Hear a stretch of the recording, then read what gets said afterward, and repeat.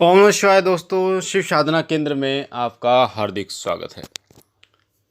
दोस्तों, जब देव कृपा होती है तो हमारे घर में किस प्रकार से हमें पता चलता है कि किसी देवता की कृपा हमारे ऊपर है, या फिर जब अपने पितरों को आप पूछते हैं, अपने कुलदेव को आप पूछते हैं, अपने कुलदेवी को आप पूछते हैं, उनका भोग प्रसाद निकालते हैं समय समय पर, तो वो कैसे आपके ऊपर, आपके घर के ऊपर कृपा करते हैं, आपको कैसे पता चले।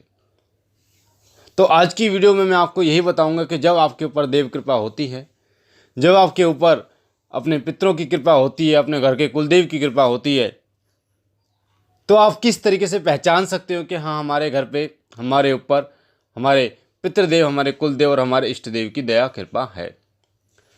क्योंकि जैसे कि मैंने आपको बताया कि पहले पितरों को साथ लेके चलना होता है, फिर कुलदेव कुलदेवी। तो जब तक आप पितरों की, कुलदेव और कुलदेवी को नहीं मनाएंगे, तब तक इष्ट देव की कृपा आपको नहीं मिलेगी किसी भी प्रकार से। तो जब हम इष्ट देव को मनाने लगते हैं और पितरों को नहीं मनाते, तो वो कृपा रुक जाती है। पर जब हम पितरों को मनाते हैं और कुलदेव को मनाते हैं, कुलदेवी को मनाते हैं, उसके बाद इष्ट देव को मनाते हैं, तो कृपा आनी शुरू हो जाती है और फिर हमें पता चलता है कि हाँ, हमारे ऊपर देव कृपा है। तो आइए शुरू करते हैं। जब आपके ऊपर देव कृपा आती है तो सबसे पहले जो आपके साथ में होता है, आपके घर में जो कार्य होता है, वो होता है कि जो बीमारियां हैं वो रुक जाती हैं। आपने देखा होगा, कईयों को बहुत लंबी बीमारी थी, तो किसी को समय समय पर बीमारी घेर लेती थी, तो वो जो बीमारी है वो रुक जाती है, या फिर ऐसा होता है ख़त्म हो जाती है, या फिर वो बीमारी आगे नहीं बढ़ती। और तीसरा ये है कि अगर वो बीमारी होगी तो उसका इलाज आपको मिल जाएगा, उसका कोई ना कोई ऐसा सल्यूशन आपको मिल जाएगा। कई बार ऐसा होता है कि हमारे पास पैसे नहीं होते और हम इलाज कराना चाहते हैं, पर हमारे पास उतने पर्याप्त पैसे नहीं हैं कि हम इलाज करा सकें। पर जब कृपा आनी शुरू होती है, कोई ना कोई व्यक्ति आपको ऐसा मिलता है जो आपकी सहायता करता है। चाहे कोई हॉस्पिटल का बंदा आपको मिल जाता है, कोई जानकार मिल जाता है, चाहे आपकी रिश्तेदारी में कई लोग मिल जाते हैं जो आपकी मदद करते हैं। कई बार आपको ये नहीं पता होता कि मुझे इस बीमारी का इलाज कहाँ पर कराना चाहिए। आप जगह जगह घूम गए हो, पर आपका इलाज कहीं नहीं हुआ, आपको फ़ायदा कहीं नहीं हुआ। पर जब देव कृपा आनी शुरू होती है तो आपका कनेक्शन ऐसे लोगों के साथ बनता है जो आपको उस स्थान पे ले जाते हैं जहाँ पर आपका सही इलाज हो पाए और जहाँ पर आप बिल्कुल स्वस्थ हो जाते हैं। पहला कारण ये है, जब देव कृपा आती है तो इससे आप पता करें कि देव कृपा आपके ऊपर आ रही है।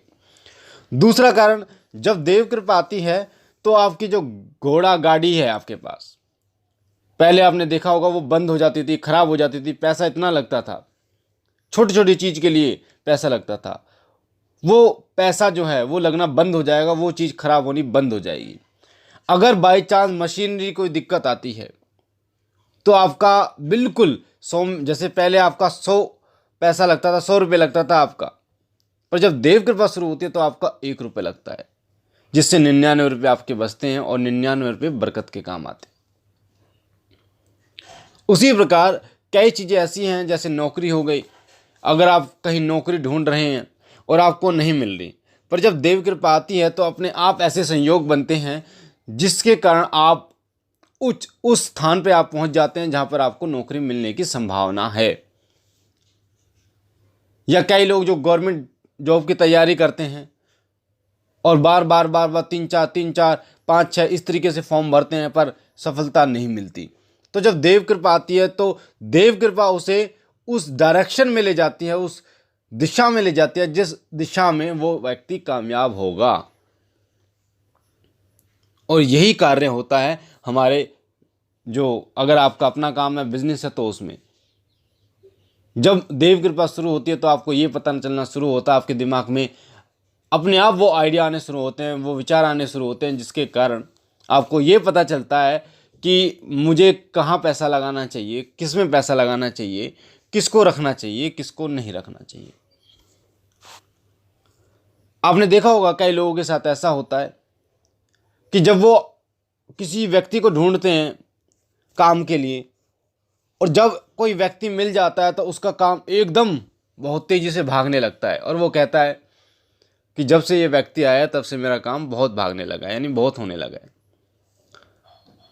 पर कारण यही होता है कि जब देव कृपा आती है तो प्रकृति या जो ईश्वर या वो जो देवता हैं आपके, वो आपको अचरज उन लोगों के से मिलाना शुरू कर देते हैं जो लोग आपकी सहायता के लिए आते हैं।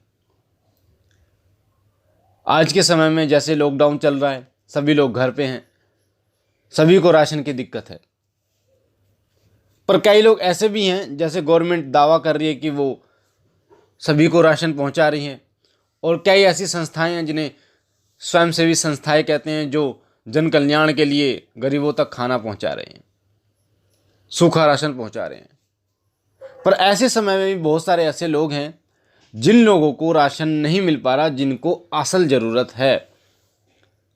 पर ऐसे भी लोग हैं जिन पे देव कृपा है और जिनके घर वो लोग खुद आ रहे हैं देने के लिए। अगर नहीं आते तो उनको उनका कॉन्टैक्ट नंबर मिल जाता है, उनसे बात करने का मौका मिल जाता है और वो उनके घर राशन दे के जाते हैं। तो ये देव कृपा ही होती है। जब देव कृपा आपको प्राप्त होती है तो आपके काम अपने आप बनने शुरू हो जाते हैं।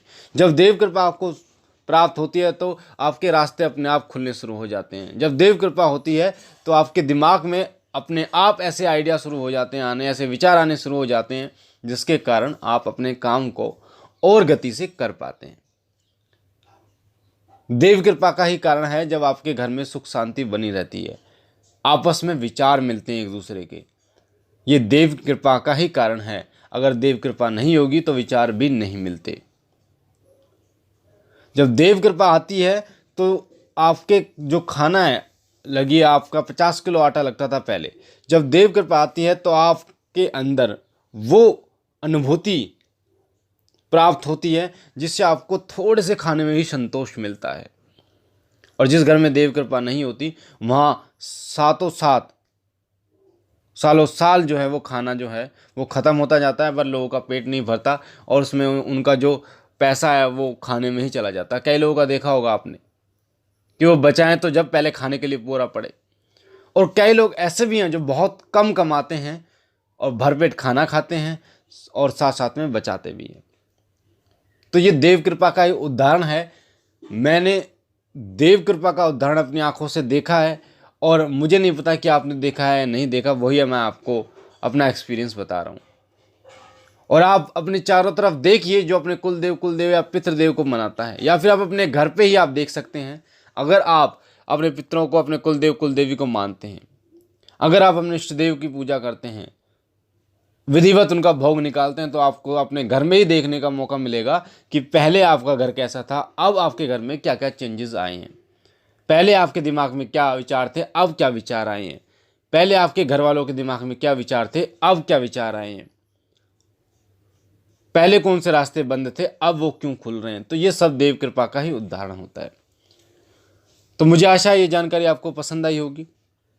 अगर आप हमारे चैनल पर पहली बार हैं तो सीधे हाथ में जो सब्सक्राइब का बटन है लाल कलर का, उसे दबा के चैनल को सब्सक्राइब कीजिए ताकि आप हमारे साथ जुड़ सकें। बेल आइकन को दबाइए ताकि जो भी भक्ति भक्ताई से रिलेटेड जानकारी हम डालें वो आपको सबसे पहले मिले। हमारा नया चैनल शिव साधना केंद्र और साथ ही पुराना चैनल जो है शिव कृपा, जिसका लिंक आपको डिस्क्रिप्शन में मिलेगा, जिस पे 230 वीडियो पड़ी है। अलग अलग मंत्र, अलग अलग साधनाएँ जिसमें पड़ी हैं। सावर साधनाएँ पड़ी हैं, वैदिक साधनाएँ पड़ी हैं, सावर मंत्र पढ़े हैं, वैदिक मंत्र पढ़े हैं, आपके प्रश्नों के उत्तर पढ़े हैं उस पर। उसे भी सब्सक्राइब कीजिए, लाइक कीजिए, शेयर कीजिए और लोगों तक, ताकि और लोग इसके बारे में जान पाएँ, उनको भी इसका फ़ायदा हो, वो भी इस अनुभूति को अनुभूत कर पाएँ। बाकी भोलेनाथ से मैं यही विनती करता हूँ कि उनकी दया और उनकी कृपा आपके ऊपर बनी रहे। आप सदा सुखी रहें, आपके घर पे परिवार में बरकत हो, तमाम खुशियाँ आपके घर में प्रवेश करें। हम मिलते हैं अपनी अगली वीडियो में। तब तक के लिए ओम नमः शिवाय, ओम नमः शिवाय, ओम नमः शिवाय।